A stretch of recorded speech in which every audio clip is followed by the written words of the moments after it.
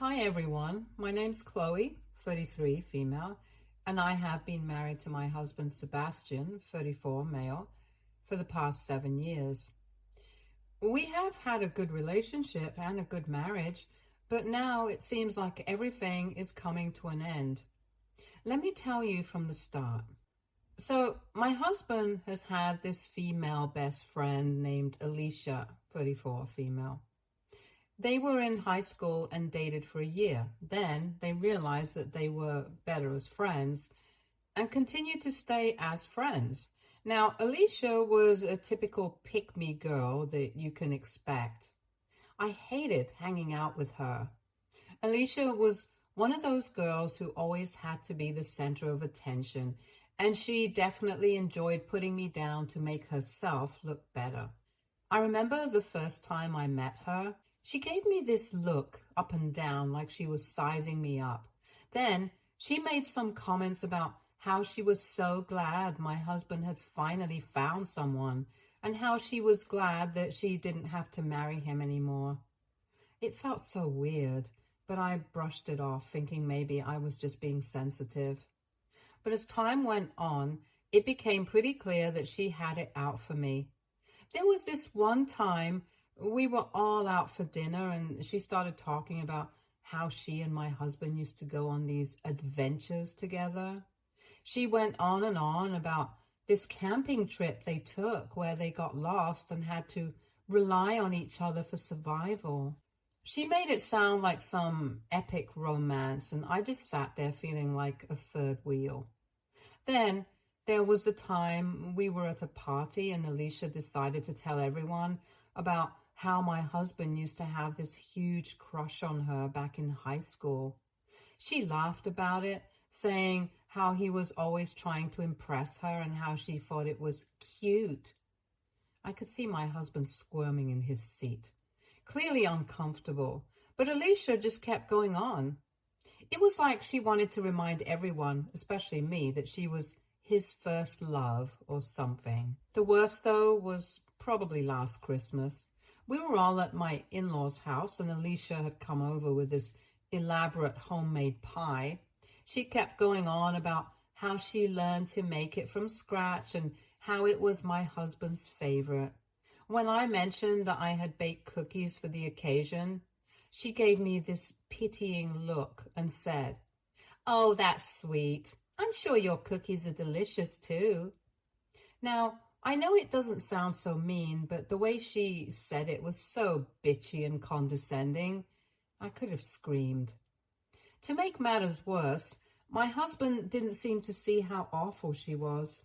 He insisted that she was just being friendly and that I was overreacting. He kept reminding me that they have a lot of history and that she meant no harm.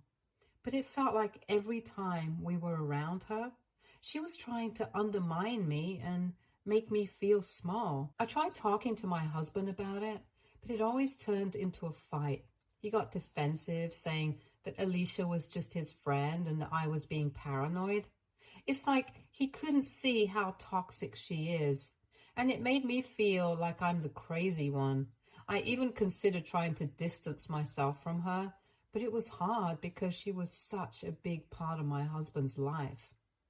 However, the problem was that Sebastian had known Alicia for a long time, and even his family was quite fond of her, so it was very difficult for me to share this with him. The one time I did, he told me that she was just a friend and that I was just being insecure. However, I started to notice how Sebastian's mom, Regina, 66, female, acted towards Alicia and me. She always tried to compare us and preferred Alicia over me. I will admit that I felt pretty bad because of this. For instance, Regina would always invite Alicia to family dinners without consulting me first. She'd call Alicia practically family, which felt like a slap in the face.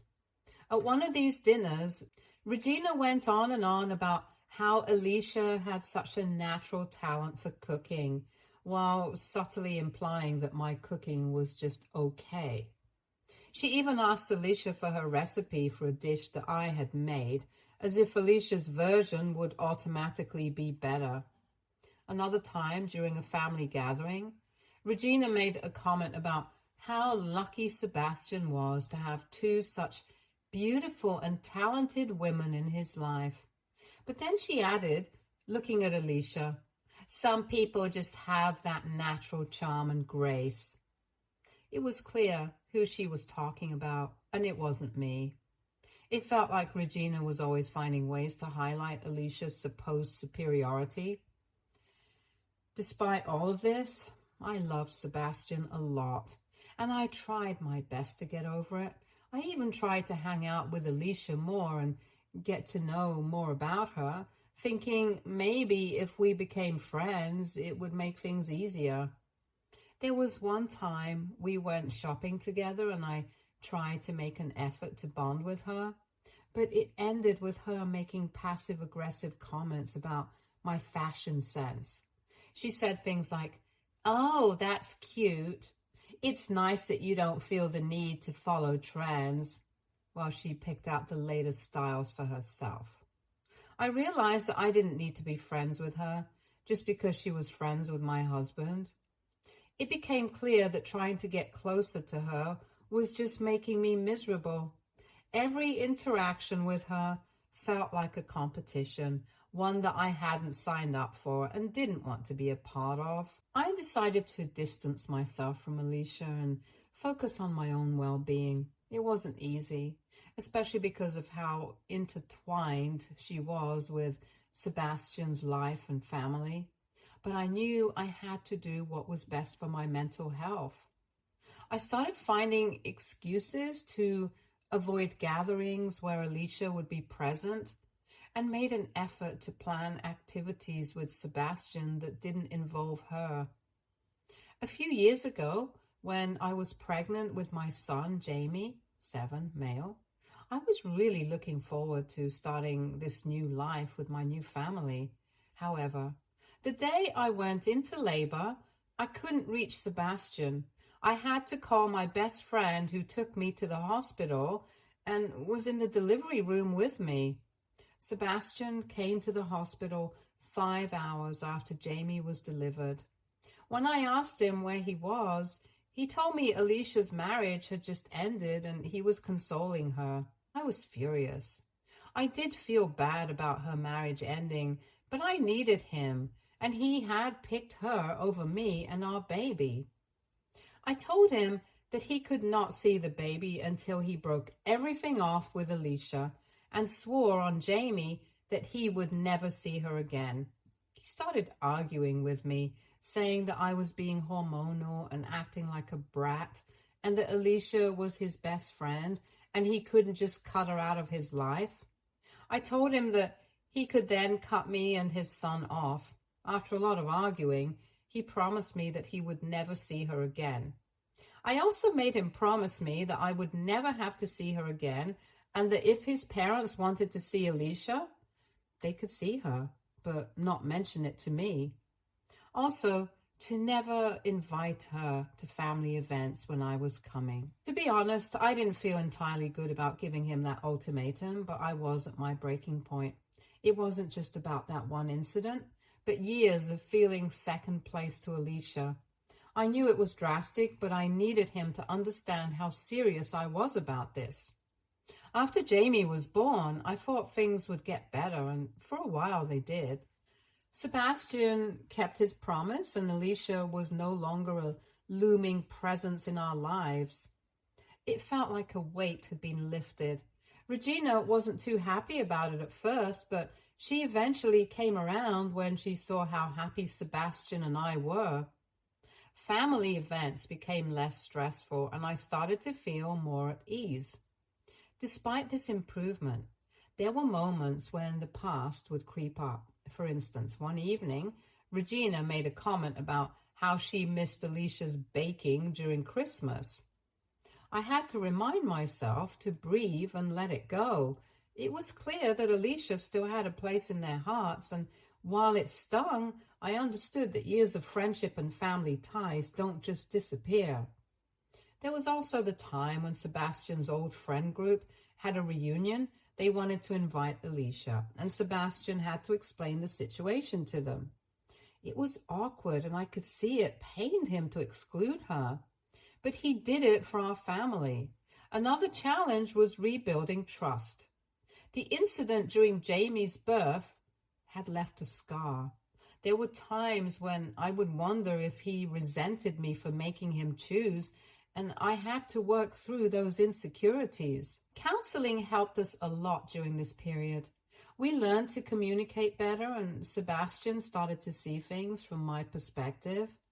He realized how much his prioritizing Alicia had hurt me over the years. Everything was going well, and a few years passed after that.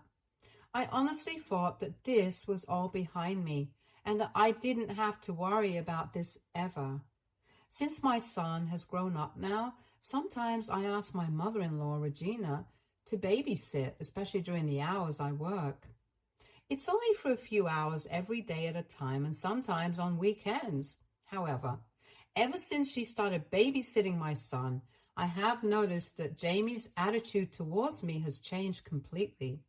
He is no longer the sweet son who loved to hug me whenever he saw me. Now he throws tantrums and seems so different. For example, Jamie used to be excited when I came home from work, running to give me a big hug. Now he barely acknowledges me and sometimes even refuses to talk to me. He used to love our bedtime stories, but now he insists that Grandma tells better stories and doesn't want me to read to him anymore. It's heartbreaking.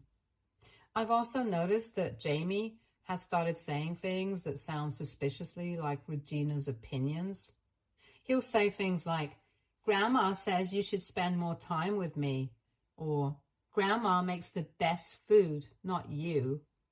It's like he's parroting what she says. And it makes me wonder what she's telling him when I'm not around. One time we were out shopping and Jamie threw a massive fit because I wouldn't buy him a specific toy. He screamed, "Grandma would get it for me." It was so embarrassing and out of character for him. He never used to behave like that. When I tried to explain why he couldn't have it, he just kept saying that Regina always lets him have what he wants.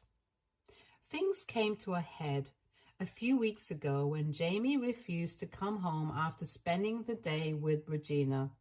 He said, "I want to stay with Grandma. She's nicer to me." I was devastated.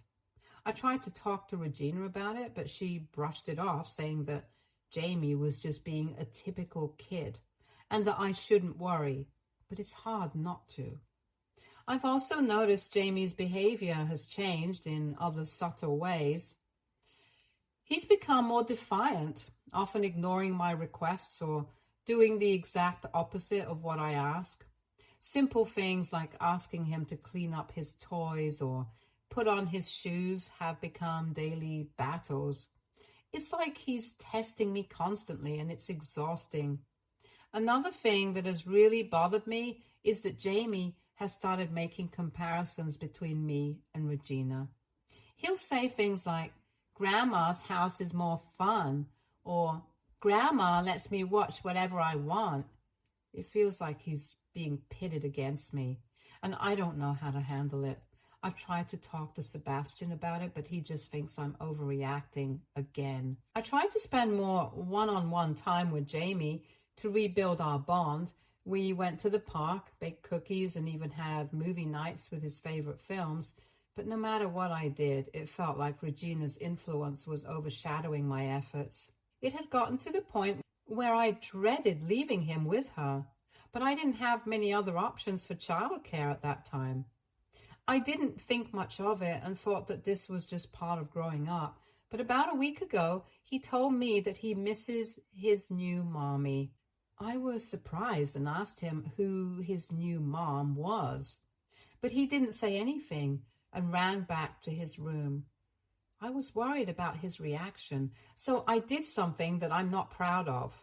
I read his diary, and in that, I found that the new mom he had been talking about was Alicia.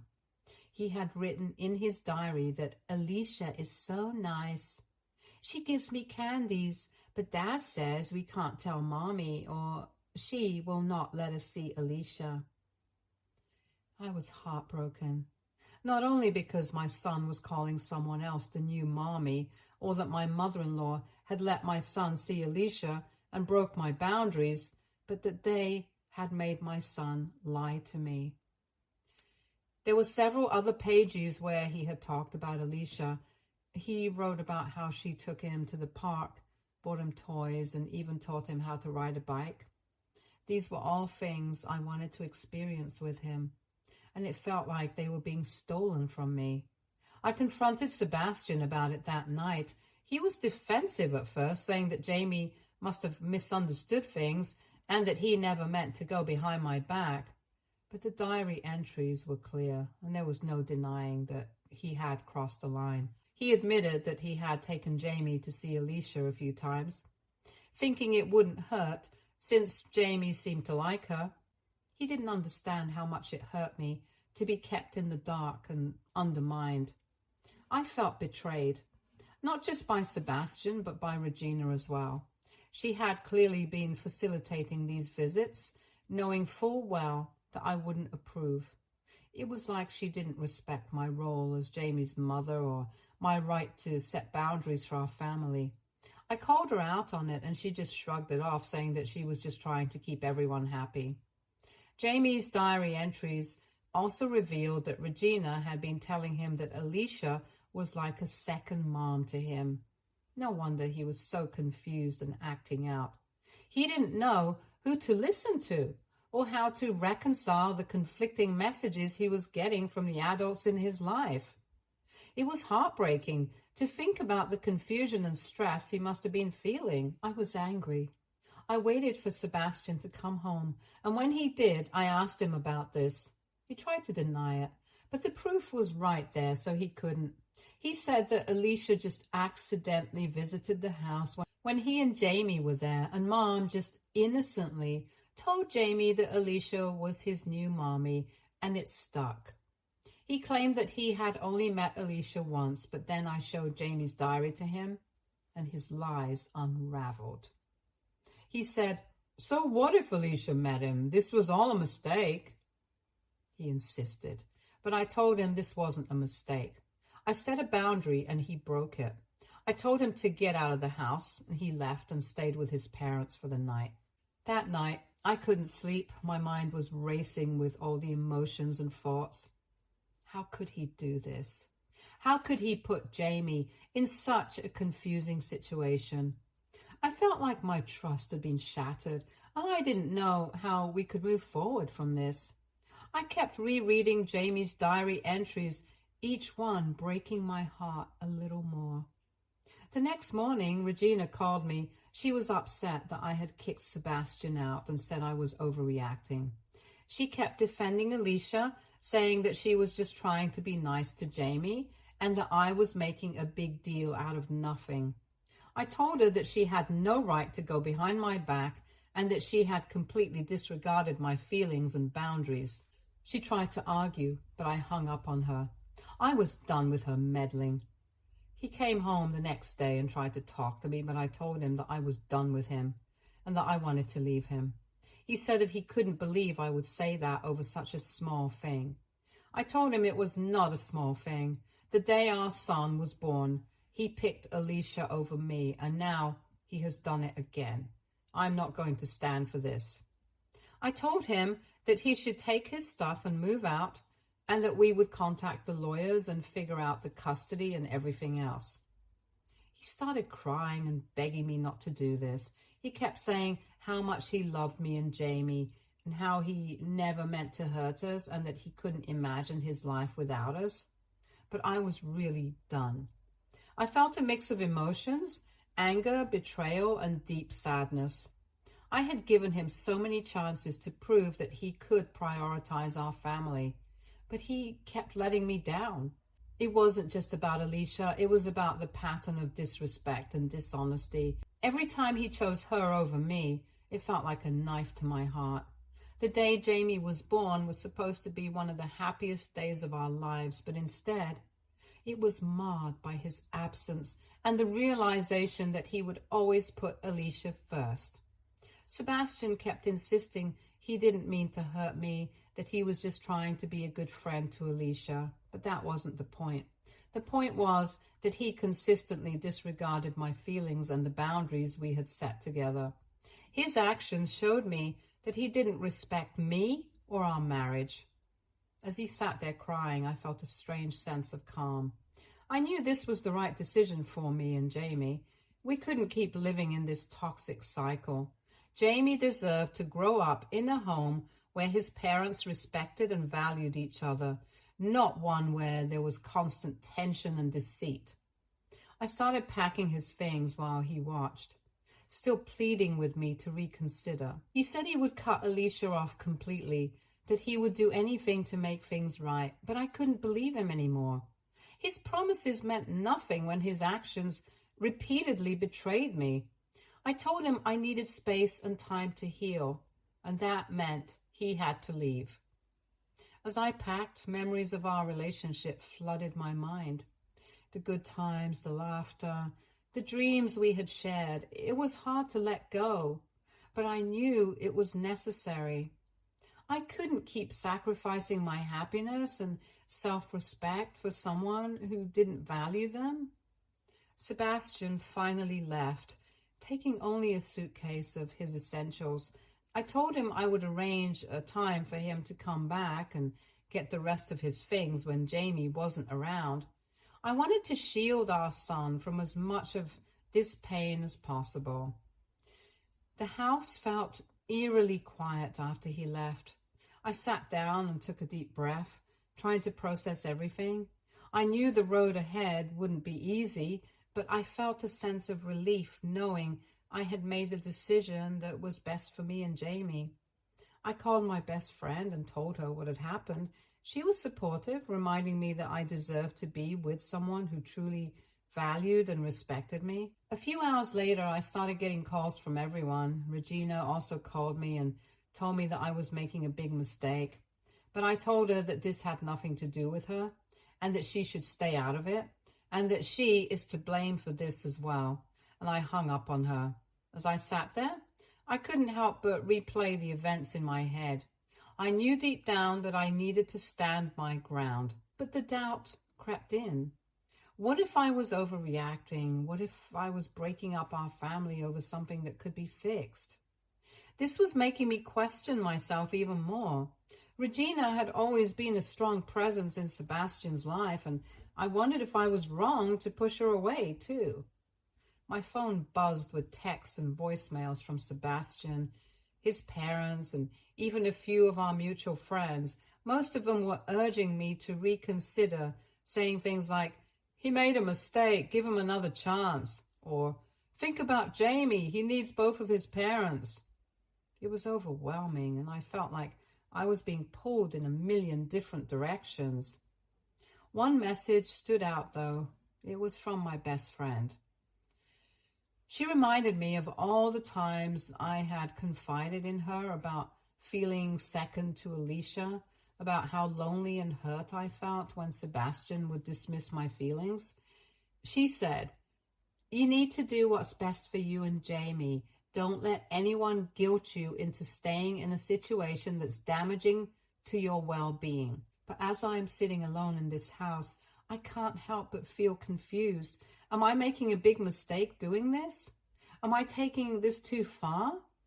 What do you guys think? I would love to know. Update 1. Hi everyone. I know it's only been a day since I made the post, but I have a few updates.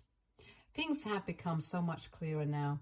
So I had packed essentials for Sebastian, but his iPad was left behind. Normally I wouldn't have snooped, but I wasn't the same person I was a few days ago, so I opened his messenger apps and checked his chats. And surprise, surprise, I found texts between him and Alicia.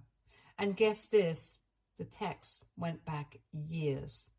As it turns out, he never stopped talking to her. I spent all night going through these texts. I found messages that dated back to shortly after Jamie was born. The messages were heart-wrenching and eye-opening. Sebastian would tell Alicia how much he missed her and that he wished things could be different. He even expressed regret about not being able to openly see her, saying things like, "I hate that I have to keep you a secret from Chloe." In one conversation, Sebastian mentioned, "Sometimes I think about how easy things would be if we were together. I know it's complicated, but I can't help but wish." It was devastating to read how he had been holding on to feelings for Alicia, all while pretending to be committed to our family. The text also revealed how frequently they talked. They had long chats about their lives, their struggles, and their dreams. Alicia would often send Sebastian updates about her life, including personal details and complaints about her own romantic relationships. Sebastian would respond with supportive messages, sometimes even giving her relationship advice. It was clear that their bond went way beyond just friendship. One message from Alicia was particularly painful. She said, "I know we can't be together, but I really cherish what we have. It's been hard without you." To which Sebastian responded, "I feel the same way. I wish things were different. I hate that I can't be more open about how I feel." It felt like a punch to the gut to see how he had been emotionally invested in her while our marriage was falling apart. There were also messages where Sebastian would complain about me, venting to Alicia about how difficult things were at home and how he felt trapped. It was a painful realization that he had been sharing intimate details about our marriage with someone else. Reading those messages made me feel incredibly betrayed. It was like he had been living a double life, sharing his frustrations with Alicia instead of working through them with me. I spent hours crying and trying to process everything I had found. The betrayal cut so deep, and it was hard to believe that someone I trusted so completely could be so dishonest. I felt like all the pain and confusion I had been feeling over the past few years suddenly made sense. The consistent pattern of neglect and dishonesty was finally laid bare. There is no more confusion in my head. I now know that I need to leave this man. He doesn't value me, and he doesn't respect me or my wishes. Update 2. Hi everyone. I know it's been a month, but I've been figuring out a lot of things. I didn't confront Sebastian about the messages I had found right away. In the meantime, I hired movers to take his stuff to his mother's house where he had been staying. The day they arrived, I got a call from Sebastian, but I didn't pick up. A few hours later, he showed up at my door, crying and asking me how I could do this and that he deserved a second chance. And this was my moment. So I took a deep breath and decided to lay it all out. I told him about everything I found on his iPad, how he had never stopped talking to Alicia, how his secret conversations with her revealed his true feelings. I described the messages where he talked about missing her, regretting that he had to keep her a secret, and feeling trapped in our marriage. I made sure he knew I had read it all, and that I wasn't going to be manipulated by his pleas. I told him, "You've been living a double life, and now you can be with Alicia. You've always wanted this, and now you're free to pursue it without hiding your true feelings." His face went pale, and he started begging and pleading. He said things like, "I didn't mean for things to go this far," and "I'm so sorry, please don't do this." He even tried to guilt trip me, saying, "Think about Jamie, you're breaking up our family." Seeing him like that, crying and desperate, was a mix of pain and oddly satisfying feelings. I felt like I had finally taken control of the situation and stood up for myself. I reminded myself of all the times he had let me down and all the broken promises. I told him I needed him to leave and shut the door in his face. It was a harsh decision, but it felt like the right thing to do. I won't lie, It felt good seeing him cry like that. It was like a form of justice for all the times he had made me feel worthless. The next day, I started the process of formalizing the separation. I contacted a lawyer to discuss the legalities of the divorce and custody arrangements. I wanted to make sure everything was handled properly so that there wouldn't be any issues down the line. I was determined to get everything sorted out as smoothly as possible. Sebastian continued to call and text, trying to apologize and convince me to reconsider. He sent messages like, "I'm willing to do anything to make this right," and "Please, let's talk about this one more time." I didn't respond. I needed space and time to heal, and I wasn't ready to have any more conversations with him. I felt that every time I engaged with him, it was a step backward, and I really need to move forward. So I told him to never text me or call me again, and contact my lawyer if he wants to say anything. After that, I blocked him. Update 3. Hey everyone, let me start by saying thank you for all the support and help during this tough time. Your advice and kind words have really helped me navigate through this mess. I'm still in the process of getting divorced, but Sebastian has finally given up on trying to win me back.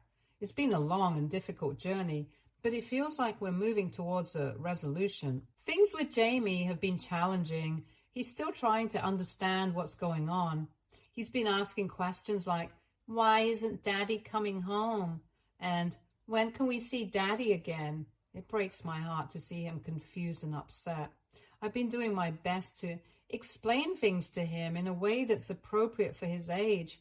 I tell him that sometimes grown-ups need to live in different places, but that doesn't change how much we love him. Hopefully, things will get better with time. Thank you again for all your support and advice. It's been a huge comfort to know that I'm not alone in this. If anyone has gone through a similar experience, I'd love to hear how you manage the transition for your kids and yourself. Stay tuned for more stories from our